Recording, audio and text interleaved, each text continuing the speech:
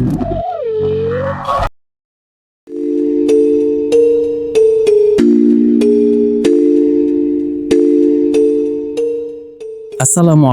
warahmatullahi wabarakatuh. Setiap kata punya akibat, dan tidak semua luka bisa disembuhkan dengan waktu. Ada luka yang berubah menjadi dendam, dan ada dendam yang memanggil sesuatu dari kegelapan. Selamat datang di cerita dari mereka. Malam ini, kami akan membawamu masuk ke dalam kisah yang tidak hanya menakutkan, tapi juga nyata bagi mereka yang pernah mengalaminya. Tentang seorang wanita yang tidak pernah sadar bahwa mulutnya sendiri adalah awal dari petaka. Dan ketika semuanya sudah terlambat, tidak ada lagi jalan untuk kembali.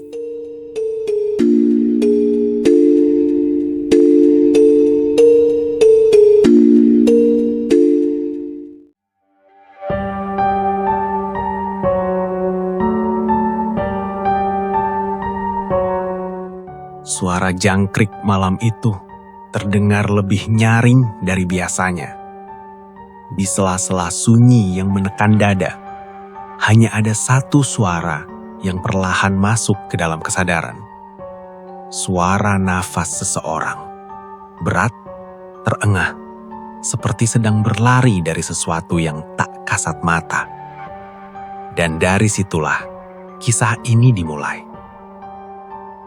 Namanya Ayu, seorang wanita karir yang jika dilihat dari luar, hidupnya bisa dibilang sempurna.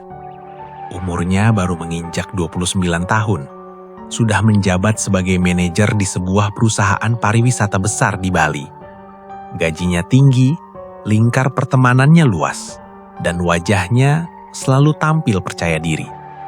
Tapi ada satu hal yang membuat banyak orang diam-diam menjauh darinya. Mulutnya. Ayu dikenal sangat tajam dalam berbicara. Bukan sekedar jujur, melainkan menusuk. Kata-katanya seringkali membuat orang lain merasa kecil, dipermalukan, bahkan terluka, tanpa ia pernah merasa bersalah. Kalau nggak kompeten, ya jangan kerja di sini. Kita ini bukan tempat latihan. Katanya suatu pagi di depan seluruh timnya. Seorang staf perempuan yang baru bekerja 2 bulan hanya bisa menunduk. Wajahnya pucat, matanya berkaca-kaca. Namun Ayu tidak peduli. Baginya itu adalah bentuk profesionalitas. Baginya dunia kerja memang keras, dan siapa yang tidak kuat, ya silahkan pergi. Hari demi hari berlalu, prestasi Ayu semakin tinggi. Tapi hubungan sosialnya justru makin renggang. Orang-orang menghormatinya, tapi bukan karena suka. Mereka takut. Sampai suatu hari, sebuah kejadian kecil menjadi titik balik. Namanya Wayan. Seorang staf lama yang sudah bekerja hampir 10 tahun di perusahaan itu. Pria sederhana, pendiam, dan dikenal sangat sopan. Selama ini, dia hampir tidak pernah membuat masalah. Tapi hari itu, ia melakukan kesalahan. Sebuah laporan keuangan yang ia buat mengalami selisih angka. Tidak besar, tapi cukup membuat perusahaan rugi puluhan juta rupiah. Rapat siang itu berubah menjadi neraka bagi Wayan. "Apa kamu sadar ini kesalahan bodoh?" Suara Ayu menggema di ruangan. Wayan berdiri, tangan gemetar. Saya akan perbaiki, Bu." "Perbaiki?"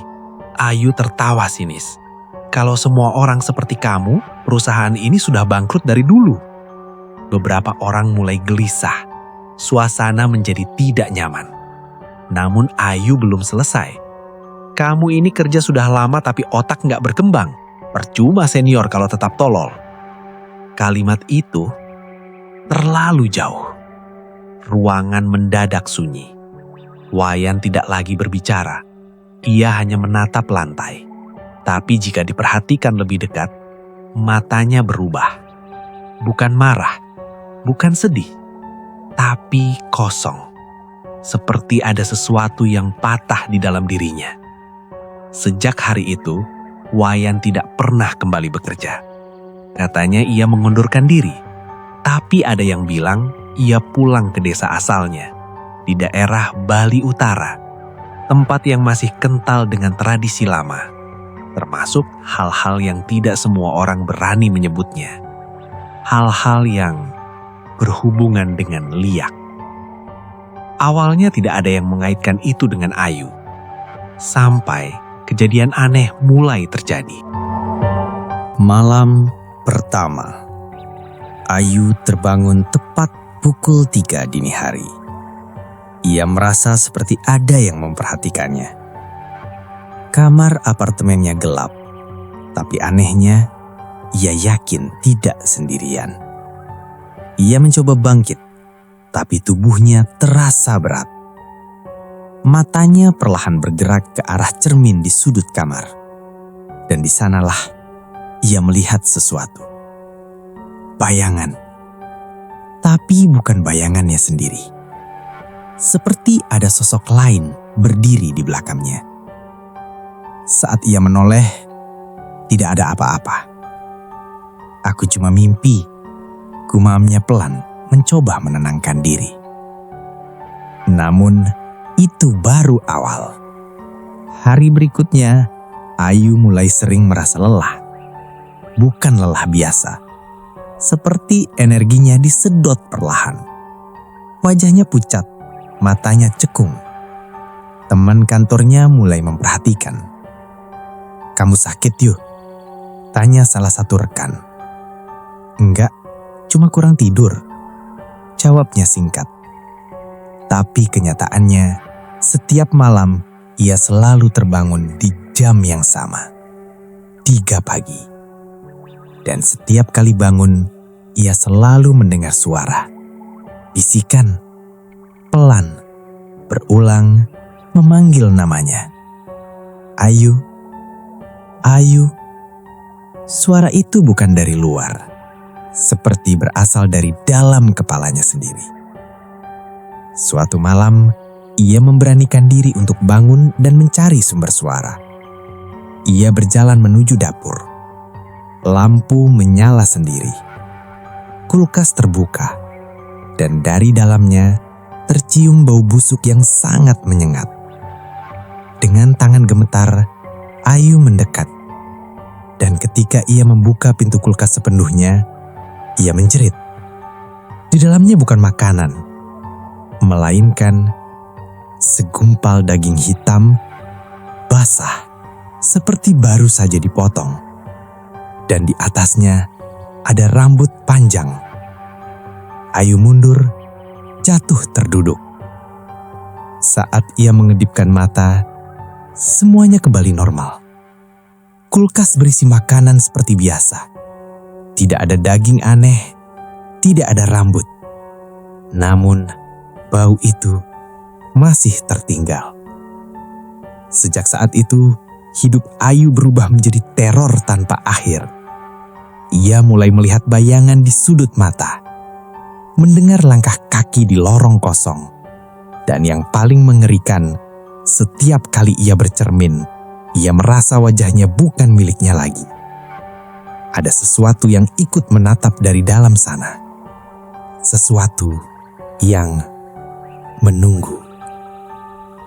Beberapa hari kemudian, kabar itu mulai beredar dari satu mulut ke mulut lainnya.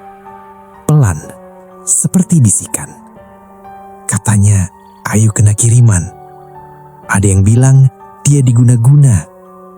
Bukan sembarang guna-guna, itu Leak. Dan satu nama mulai disebut-sebut. Wayan. Tidak ada yang tahu pasti, tidak ada bukti. Tapi satu hal yang jelas, sesuatu telah mengikuti Ayu. Dan sesuatu itu tidak datang untuk sekedar menakut-nakuti, melainkan menagih. Apa yang pernah ia ucapkan, apa yang pernah ia lukai, dan mungkin akan mengambil sesuatu darinya. Perlahan, sedikit demi sedikit, sampai tidak ada yang tersisa. Dan tanpa ia sadari, proses itu sudah dimulai. Malam itu, hujan turun tanpa suara. Aneh, tidak ada gemuruh petir, tidak ada angin kencang, hanya rintik halus. Tapi terasa berat, seperti sesuatu sedang jatuh satu persatu dari langit. Perlahan, namun pasti. Di dalam apartemennya, Ayu duduk diam di tepi ranjang. Lampu menyala terang. Televisi hidup, namun tidak ada suara. Ia sengaja membiarkan semuanya menyala, karena ia tahu, kalau gelap datang, sesuatu akan ikut datang bersamanya. Sejak kejadian di dapur itu, Ayu tidak pernah benar-benar tidur nyenyak. Setiap kali ia memejamkan mata, selalu ada bayangan wajah. Wajah yang tidak utuh, dengan mata yang terlalu besar dan senyum yang terlalu lebar. Dan setiap kali ia terbangun, jam selalu menunjukkan pukul 3. Tidak pernah lewat, tidak pernah kurang. Seperti ada yang mengatur waktunya. Ayu menatap tangannya sendiri. Ada sesuatu yang berbeda. Kulitnya terlihat lebih pucat dari biasanya. Tapi bukan pucat biasa. Lebih seperti warna abu-abu tipis yang menempel di permukaan kulit. Ia mengusapnya. Tidak hilang. Ini cuma sugesti. Gumamnya pelan. Namun saat ia mencoba berdiri, kepalanya langsung berputar hebat. Pandangan berkunang-kunang. Dan tiba-tiba, dari dalam tenggorokannya, ia merasakan sesuatu bergerak. Seperti ada yang merayap dari dalam. Ayu menutup mulutnya. Panik. Ia berlari ke kamar mandi. Membuka keran, membasuh wajahnya berkali-kali. Namun sensasi itu semakin kuat. Dan tanpa bisa ditahan, ia muntah. Air. Hanya air. Tapi setelah itu, sesuatu jatuh ke wastafel. Ayu menatapnya. Dan seketika, tubuhnya membeku. Rambut. Segumpal rambut hitam panjang keluar dari mulutnya sendiri. Tangannya gemetar hebat. Ia mundur perlahan. Ini nggak mungkin. Namun sebelum ia sempat berpikir lebih jauh, lampu kamar mandi berkedip. Sekali, 2 kali, lalu mati. Gelap. Dalam kegelapan itu, ia mendengar suara. Dekat sekali, seperti ada yang berdiri tepat di belakangnya. Napas dingin menyentuh tengkuknya. Ayu. Suara itu bukan lagi di kepalanya. Itu nyata. Refleks Ayu menoleh. Dan untuk pertama kalinya, ia melihatnya dengan jelas. Sosok perempuan, rambut panjang terurai, kulit pucat kehitaman, matanya merah. Tapi yang paling mengerikan, lehernya panjang, tidak wajar. Kepalanya seperti menggantung, terpisah dari tubuh hanya tersambung oleh sesuatu yang tipis, seperti urat. Ayu menjerit sekuat tenaga. Lampu kembali menyala. Sosok itu hilang. Namun bekasnya masih ada. Cermin di depannya retak. Dan di permukaannya terlihat bayangan Ayu. Tapi ia tidak sendirian. Hari berikutnya, Ayu tidak masuk kerja. Telepon dari kantor ia abaikan. Pesan dari teman-temannya tidak ia balas. Ia hanya duduk di ruang tamu, memeluk lututnya sendiri. Matanya kosong. Sudah 2 hari ia tidak makan. Bukan karena tidak mau, tapi setiap kali ia mencoba menelan sesuatu, ia merasa makanan itu berubah. Rasanya busuk, bau, dan kadang bergerak. Sore itu, bel pintu berbunyi. Ayu terkejut. Sudah lama tidak ada yang datang. Dengan ragu, ia berjalan mendekat. "Siapa?" Suaranya serak. "Ini saya, Mbak Sari." Ayu mengenal suara itu. Asistennya di kantor.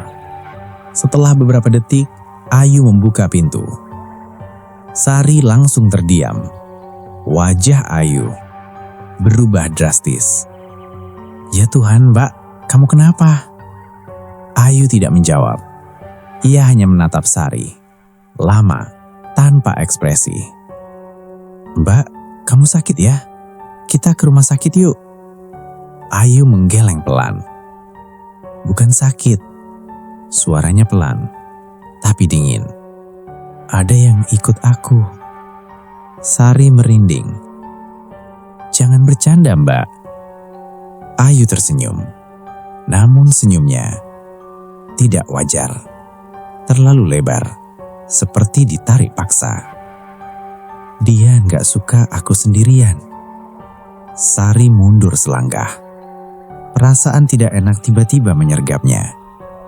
Dan saat itu, ia melihat sesuatu di belakang Ayu. Sesuatu yang berdiri, diam, mengawasi. Sari tidak bisa melihat jelas, tapi ia yakin itu bukan manusia. "Mbak, aku balik lagi ya nanti."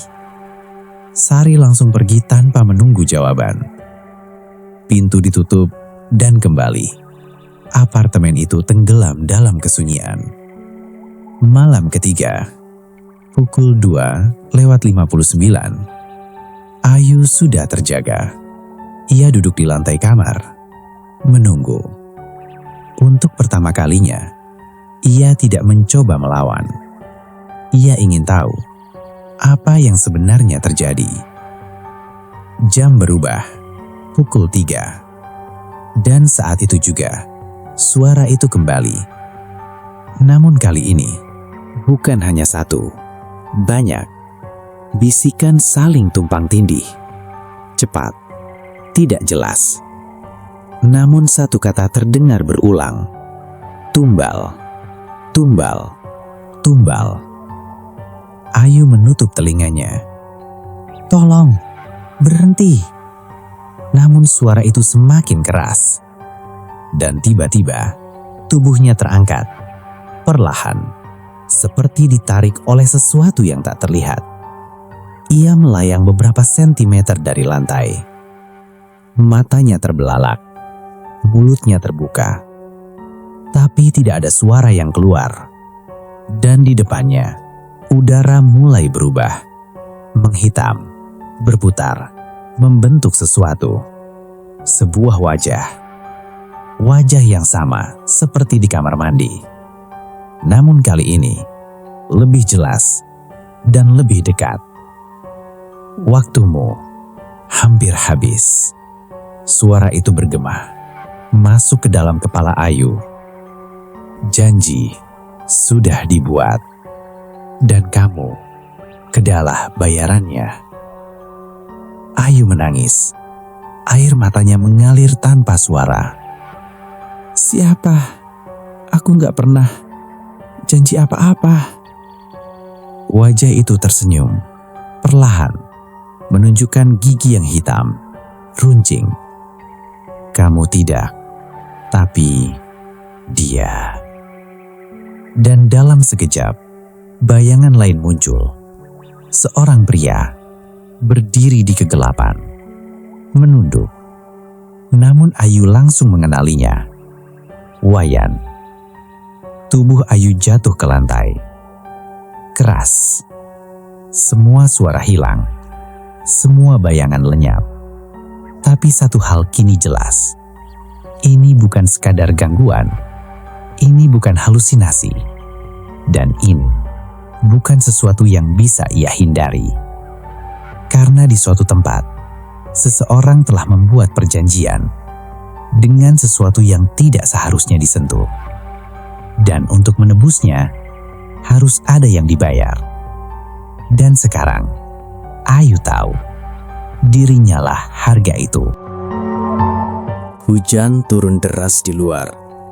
Namun, di dalam apartemen itu, Ayu justru merasa panas. Bukan panas biasa, seperti ada bara yang menyala di dalam tubuhnya. Ia terduduk di lantai, memeluk perutnya. Napasnya pendek-pendek, dan di tenggorokannya, sensasi itu kembali merayap hidup. Dengan susah payah, ia merangkak ke kamar mandi. Lampu menyala, cermin di depannya memantulkan wajahnya. Namun, Ayu langsung terpaku. Wajah itu bukan lagi sepenuhnya miliknya.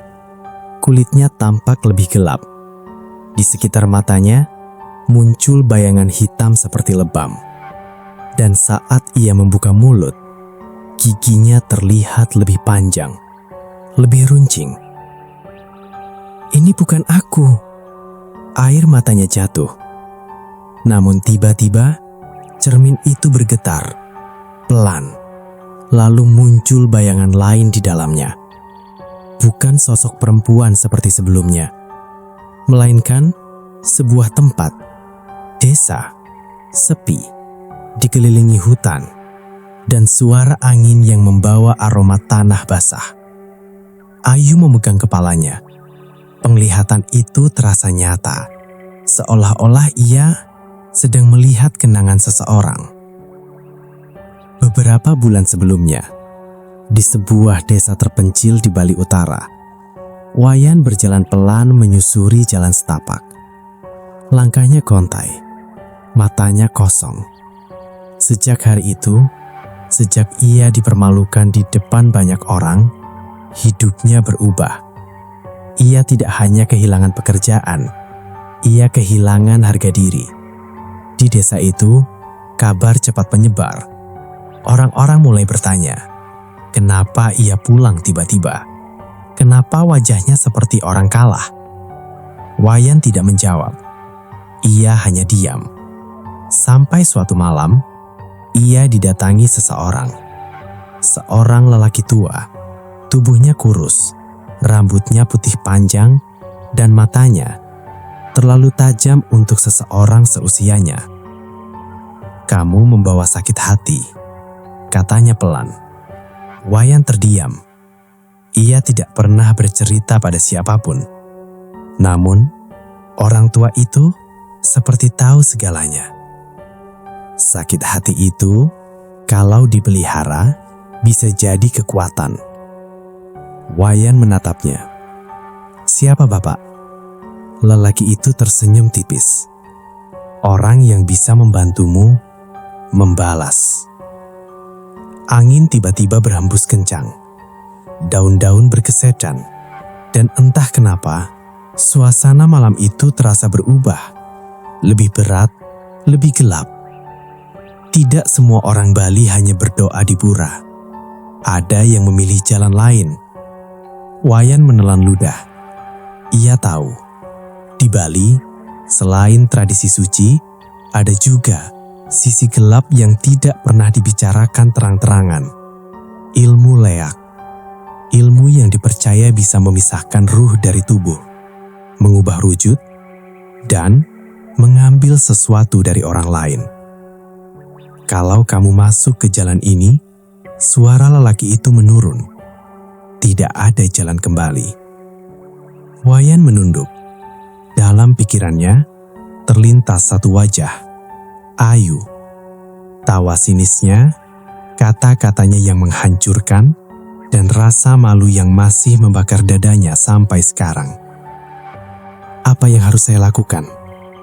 Lelaki itu tersenyum. Namun senyum itu tidak membawa ketenangan. Malam berikutnya, Wayan dibawa ke sebuah tempat di tengah hutan. Bukan pura biasa, ini pura tua. Jarang dikunjungi. Bahkan warga desa pun menghindarinya saat malam. Di sana, sudah ada beberapa orang. Mereka tidak berbicara, hanya duduk mengelilingi sesuatu. Sesajen.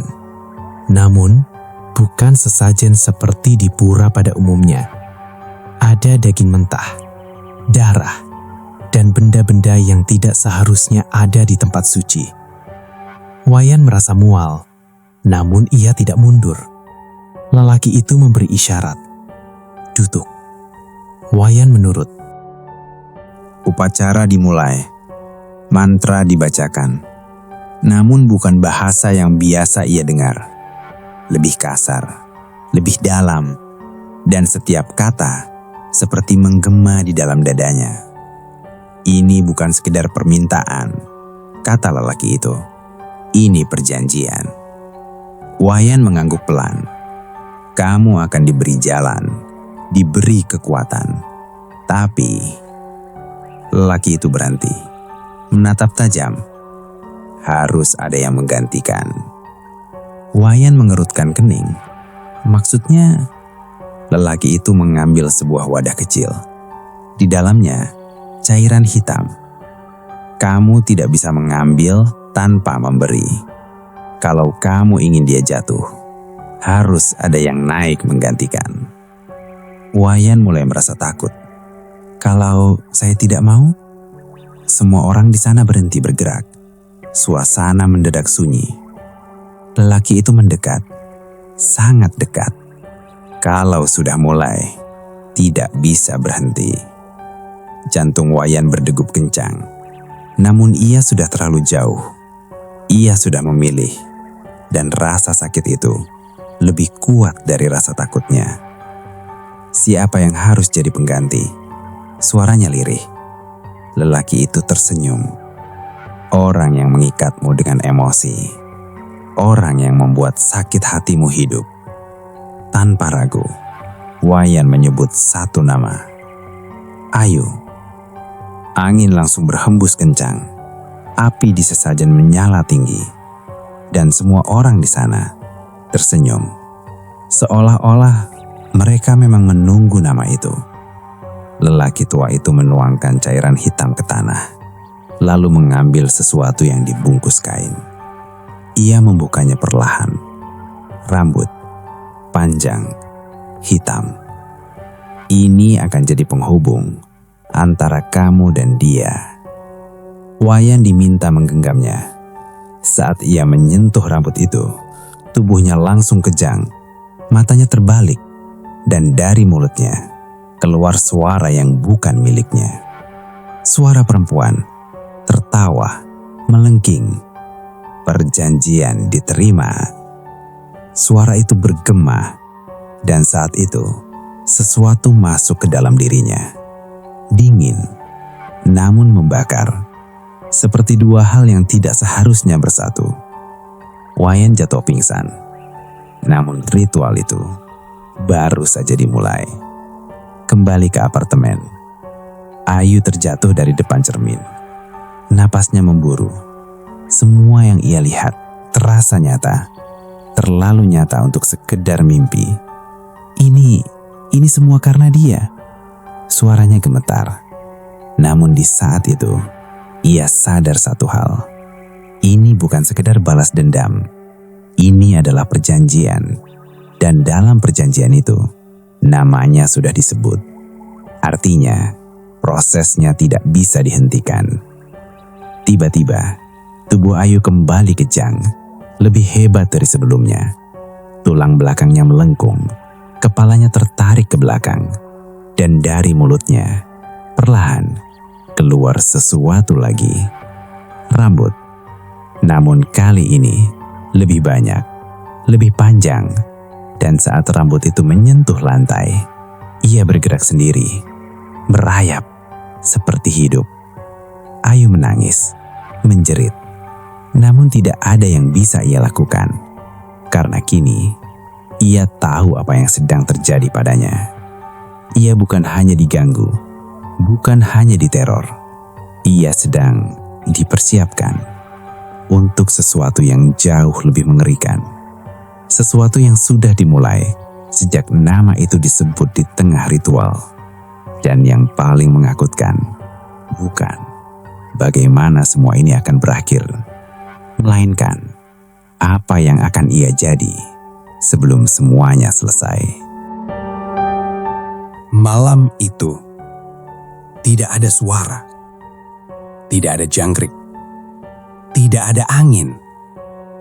Bahkan dunia terasa seperti berhenti bernapas.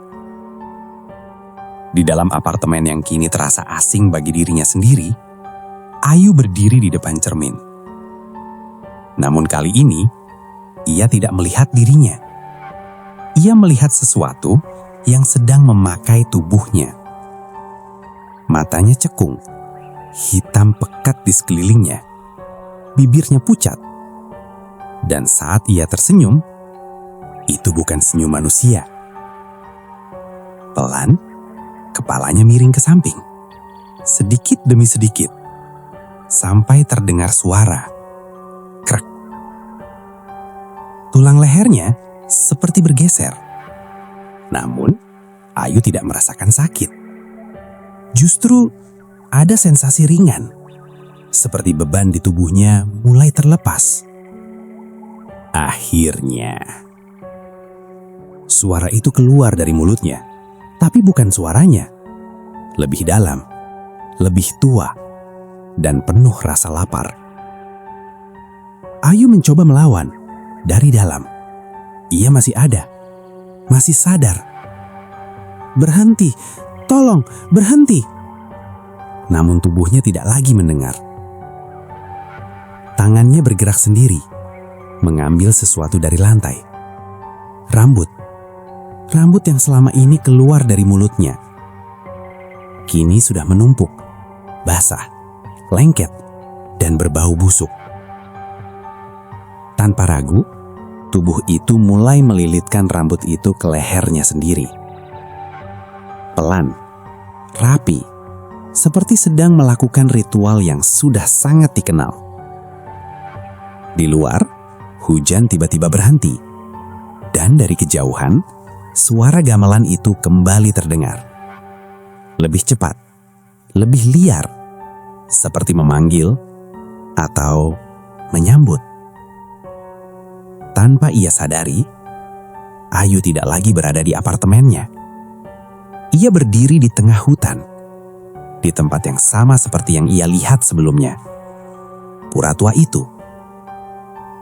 Namun kali ini, lebih jelas, lebih hidup, dan lebih mengerikan. Api menyala di setiap sudut. Bayangan menari di dinding batu. Dan di tengahnya, lingkaran ritual itu telah siap. Orang-orang yang sama kembali muncul. Namun kini, wajah mereka terlihat. Dan itu membuat Ayu ingin mati saat itu juga. Mata mereka kosong.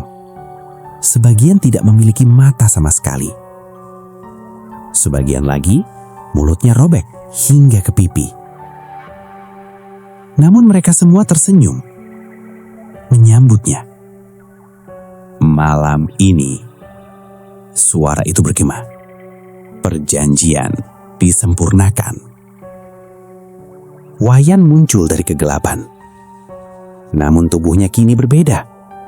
Lebih kurus, lebih pucat. Dan di punggungnya terlihat sesuatu bergerak. Seperti ada yang hidup di dalam tubuhnya. Aku sudah menunggumu, katanya pelan. Ayu mencoba mundur. Namun kakinya tidak bisa digerakkan. Aku nggak mau jadi bagian dari ini. Wayan menggeleng. Bukan soal mau atau tidak. Ini soal keseimbangan. Ia menunjuk ke tengah lingkaran. Dan di sana, tubuh Ayu terbaring. Tak bergerak. Mata terbuka. Namun kosong. Tubuh itu sudah tidak sepenuhnya milikmu. Dan sebentar lagi akan jadi milik yang lain. Ayu menjerit. Tidak. Namun suara gamelan tiba-tiba memuncak. Keras, memekakkan telinga. Dan semua orang di sana mulai bergerak. Mereka menari. Gerakan mereka patah-patah. Tidak wajar. Seperti boneka yang ditarik paksa. Tanah bergetar, udara berubah panas, dan dari tengah lingkaran, asap hitam mulai muncul. Banyak, pekat, berputar membentuk sesuatu. Sosok, perempuan, namun tidak utuh. Kepalanya terpisah, mengambang, dengan isi perut yang menggantung. Matanya merah menyala dan senyumnya terlalu lebar untuk disebut manusia. Ayu tidak bisa bergerak, tidak bisa bernafas. "Ini Leak," bisiknya gemetar. Sosok itu menoleh, menatap langsung ke arahnya. Dan dalam sekejap, ia sudah berada tepat di depan Ayu. Tanpa bergerak, tanpa suara, seperti berpindah tempat begitu saja. Akhirnya, suara itu berbisik, dekat sekali. "Wadah baru." Ayu menangis, tubuhnya gemetar hebat. "Aku bukan milikmu." Sosok itu tertawa, pelan, namun menggetarkan seluruh tempat. Semua yang disebut akan datang, dan semua yang datang tidak bisa kembali. Tiba-tiba, tubuh Ayu terangkat, lebih tinggi dari sebelumnya.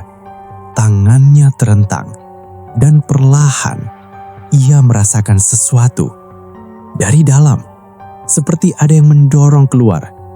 Tulang belakangnya menonjol, kulit di punggungnya meregang, dan cerak!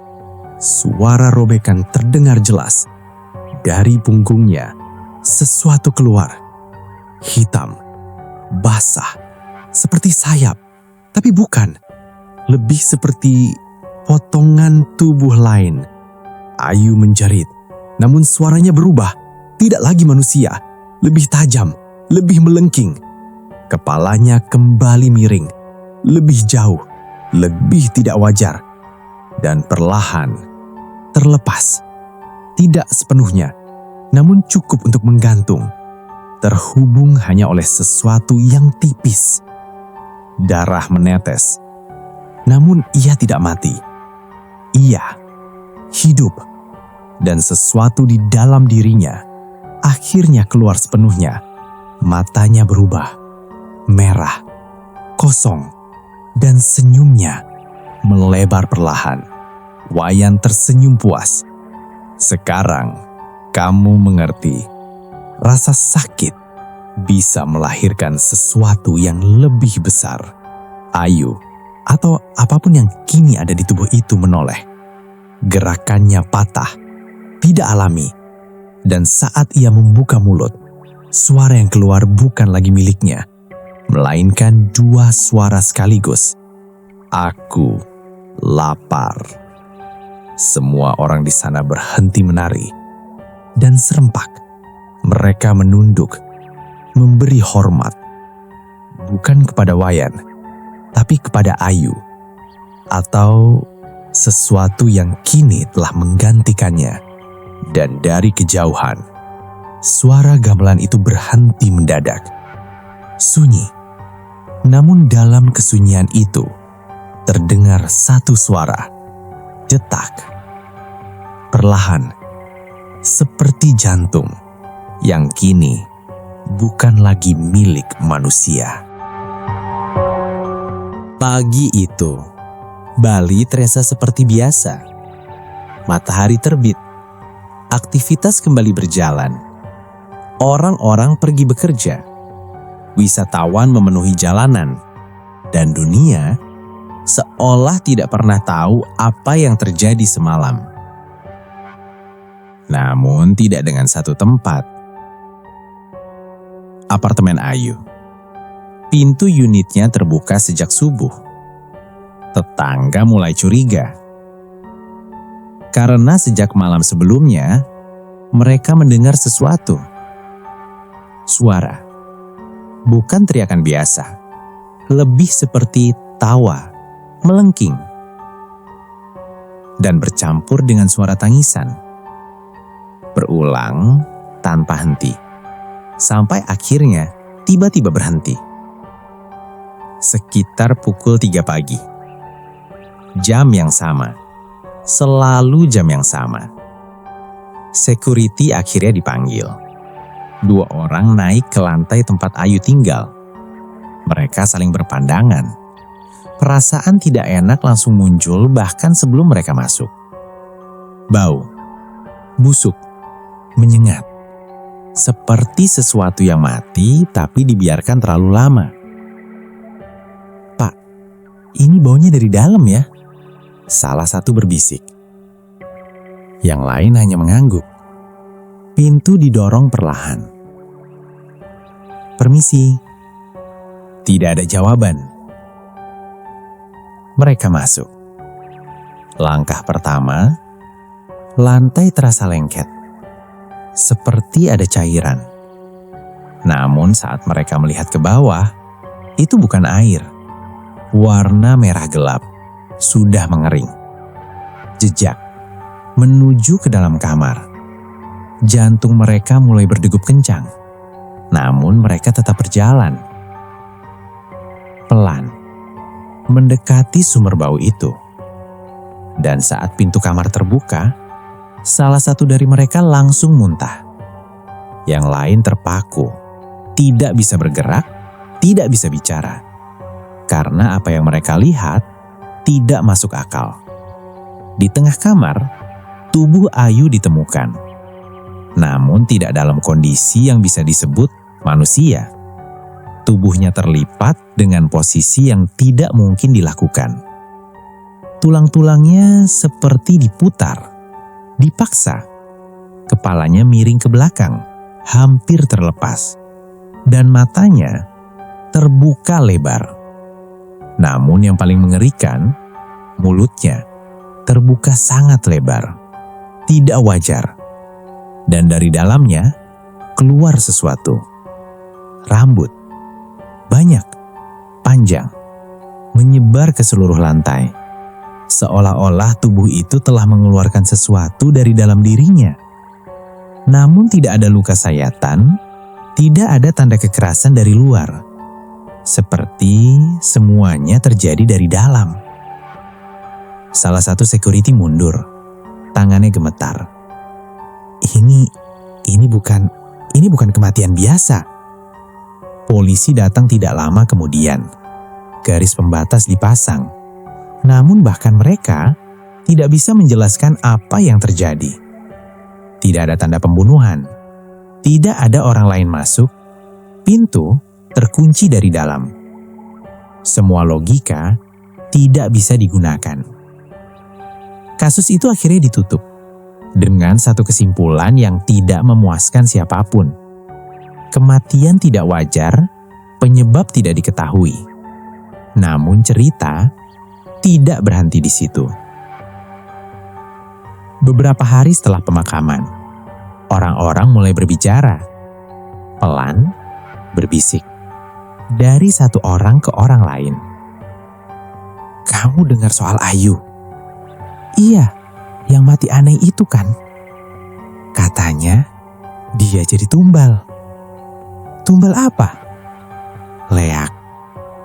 Nama itu kembali muncul. Namun kali ini lebih sering, lebih berani. Dan semakin banyak yang mengaku pernah melihat sesuatu. Seorang tetangga mengatakan malam sebelum kematian itu, ia melihat bayangan di jendela Ayu. Bukan satu, tapi dua. Salah satunya tidak memiliki tubuh. Hanya kepala dengan organ yang menggantung. Seorang pengemudi ojek online bersumpah, ia pernah mengantar seseorang ke apartemen itu.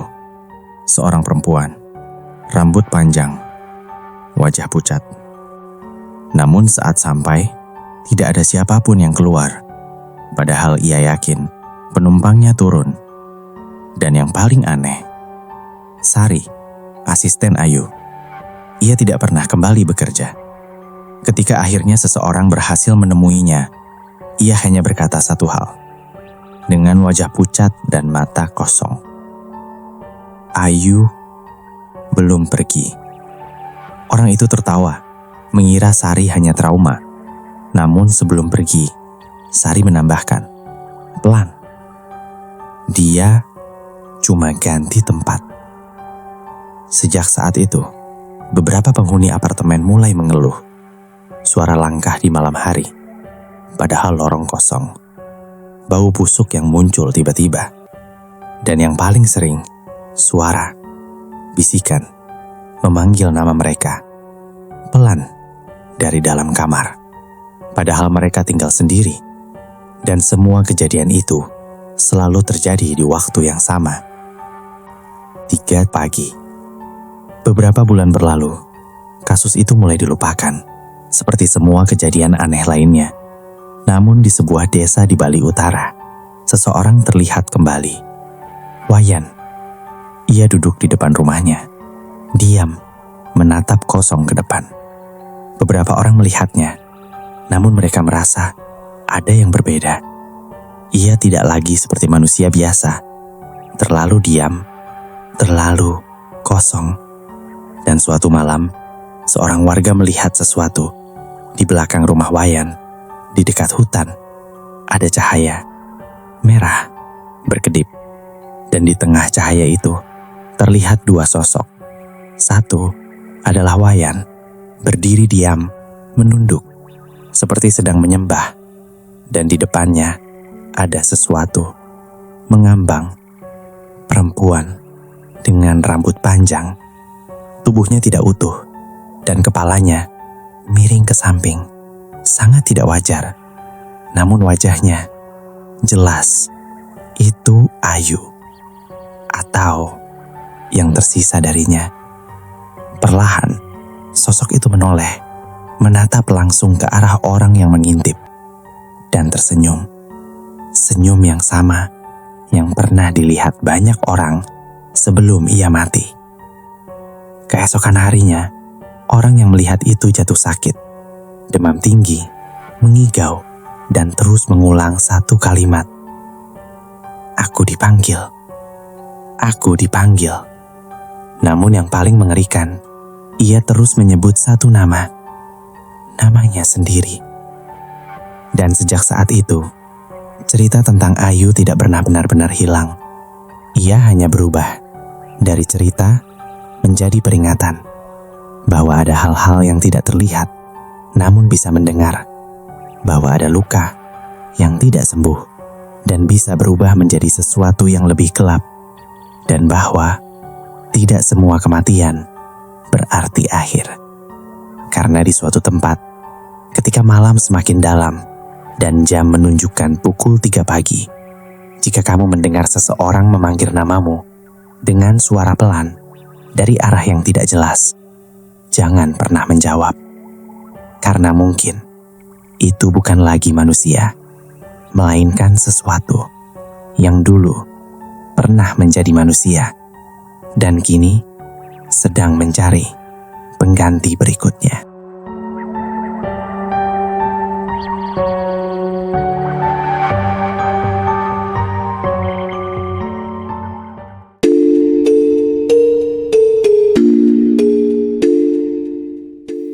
Tidak semua yang kita ucapkan akan hilang begitu saja.